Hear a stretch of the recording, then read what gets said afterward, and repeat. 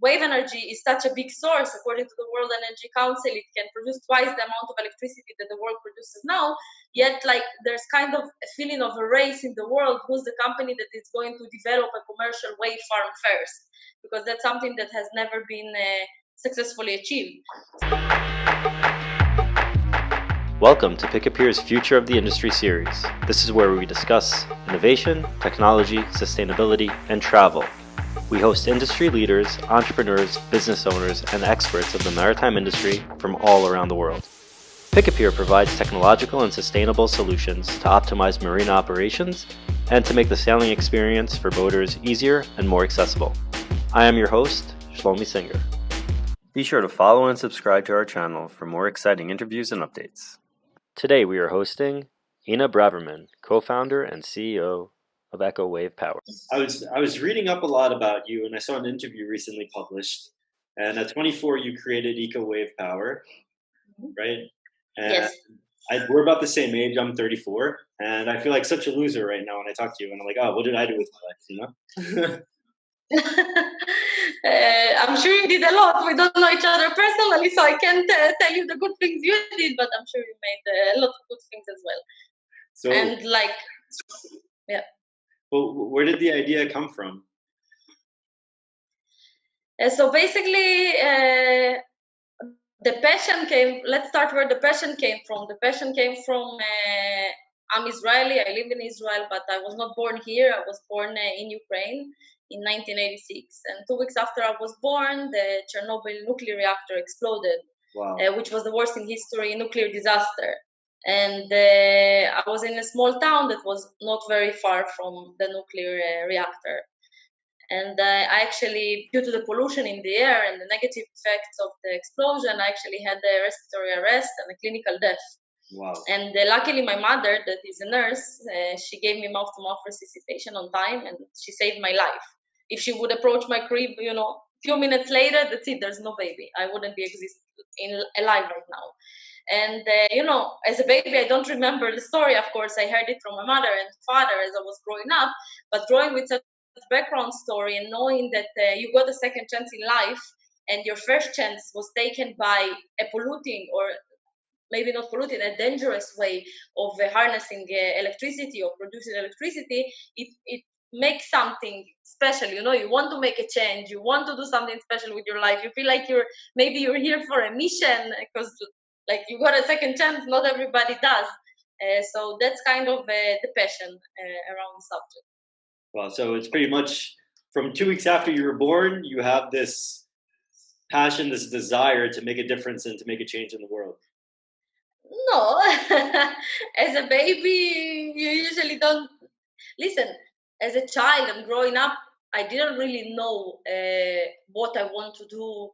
I studied in the university political science. I thought that maybe I can change the world through politics. Same here. I also studied political science in my bachelor's. Yeah.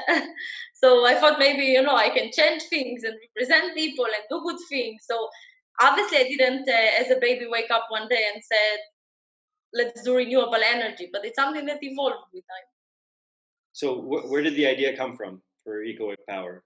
Where did the idea is a joint idea of science. The idea is a joint idea of myself and my business partner and the co-founder of Echo Wave Power. His name is David Leb. He's a serial entrepreneur. He has different patents, and he successfully invested and exited a number of businesses. And one of the investment he made is a surf camp in Panama. And while being there during renovations and seeing the power of the waves, he started thinking like, okay, there must be something better that can be done with the waves other than surfing. For me, I got exposed to renewable energy through a company that I worked in the past, where I found out that there is solar energy, there is wind energy, there is different types of renewable energy. And wave energy is such a big source. According to the World Energy Council, it can produce twice the amount of electricity that the world produces now. Yet, like, there's kind of a feeling of a race in the world. Who's the company that is going to develop a commercial wave farm first? Because that's something that has never been successfully achieved. So for me, that kind of for me and for David, I think what attracted us to the field is that we saw that there's a very high demand, but almost no viable supply.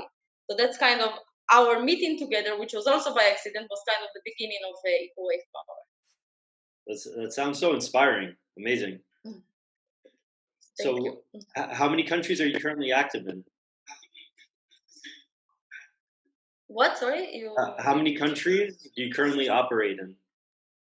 So right now, we operate in about 6 countries. We have a subsidiary in Australia, China, Gibraltar, Mexico, Israel, and Sweden. We have working power stations in Israel and in the Gibraltar. Recently, a few weeks ago, we announced that we just signed a new concession agreement for an up to 20 megawatt project in Portugal. Wow. So this is something that we're very excited about. So I was also looking at on your website, there was a list of future projects. So do you feel that right now with the current crisis, there will be more opportunities, or do you feel that there's less opportunities? Listen, it's a little bit of both. It's unclear at the moment. On the one hand, right now, when many countries, luckily Israel is exiting the crisis, but many countries are still in the peak of the crisis. So our business is mostly a B2G business, business to governments. And most governments are busy with dealing with the crisis and not so much with building renewable energy power stations. So in that situation, what's happening with the coronavirus is not so good, of course, because the governments don't have the capacity in order to handle new subjects. On the other hand, I think that the positive thing that happened with the coronavirus outbreak is that we suddenly started seeing clear skies in China and clean water in Venice. And suddenly, because the airplane stops and the traffic stopped and many of the factories closed, we saw different special natural phenomena everywhere in the world, and animals started walking in the street again without being afraid. So I think that even when we hop back into polluting cars and the airplanes and so on, I think people, governments will still remember how nice it was to wake up in the morning, go to your porch or outside and take a breath of fresh air, and not breathe the pollution from the traffic. So I do think that in the longer run, it will create a positive boost towards the renewable energy sector. I really hope so as well, because it's really, for me, walking outside and seeing nature and how it looks like everything is going great without human interference. You know what I mean? So yep, going better than ever. yeah, animals that they were believed to be extinct, I think appeared to be in Canada. There was an announcement about that, and I think it's been really fascinating to see how nature reacts without human interaction. And I think it really showed that we are guests on the planet and not the other way around. Like kind of, the planet, something can happen and the whole humankind can vanish, and nature will continue going even without the interfering of us humans. So maybe that's also meant to be, a lesson for us, how to treat the planet. I agree. I agree completely. So you mentioned previously about governments and how they are trying to reassess and assess what's currently important for them.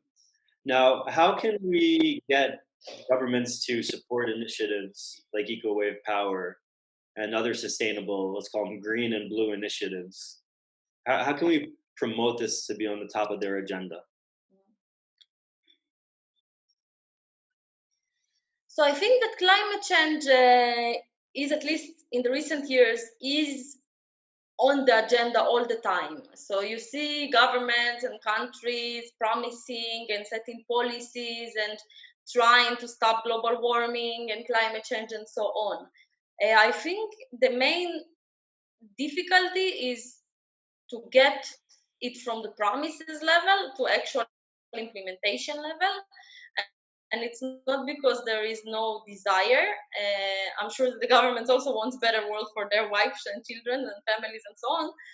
But it's actually setting the policy, setting the legal framework, setting the supportive feed-in tariff for new types of renewable energy and so on. This is something that takes time. I always say that for EcoWave Power to build a power plant, is much faster than to get the licensing for the power plant. That's something that shouldn't be. Like, it doesn't make sense that you will be constructing 1 year and working on the licenses for 4.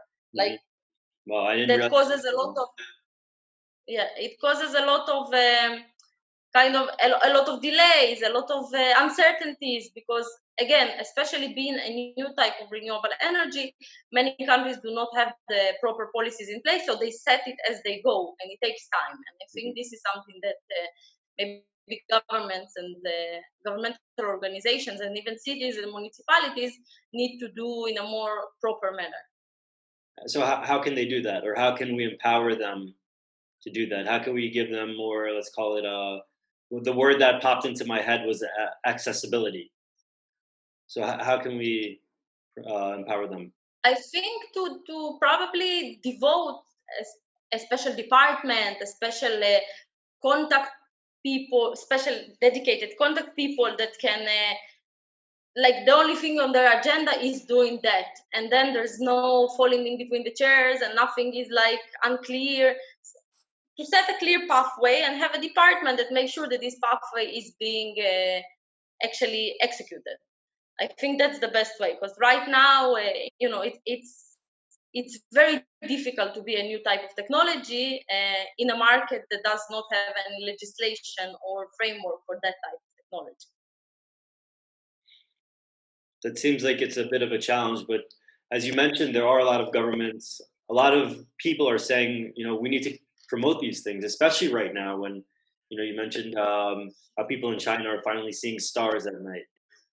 And people are becoming more aware of the importance of the maintaining the beauty of the world. So I think it's definitely something that organizations and companies like ourselves should make an initiative to do something together and to help make things more accessible, information more accessible to governments and to policymakers in different countries.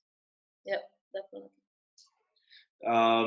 So I was gonna ask you about that, but how can we make your solutions similar to EcoWave Power more accessible to the public, and not just for governments? We were talking about getting what we were talking about was more of a top-down approach. So we have the governments that make a decision, and then they tell it to the people what's going to be. But how can I know that a lot of individuals want to do things from the ground up, grassroots projects. How can we empower them to promote and start raising awareness internally? So one example of that is something new that we're actually doing. We didn't announce it yet, but I can tell you that we are setting a program in EcoWave Power that basically we understood, we identified one of the main challenges for cities and ports, which is more the hands-on authorities, let's say. Their main problem is that many times they don't know how much wave power can they harness in their port or in their city, what's their wave height, what's their wave period. They're missing a lot of data in order to be able to assess the positive impacts of a wave energy project. So we're setting up actually a program in EcoWave Power with funding dedicated for that.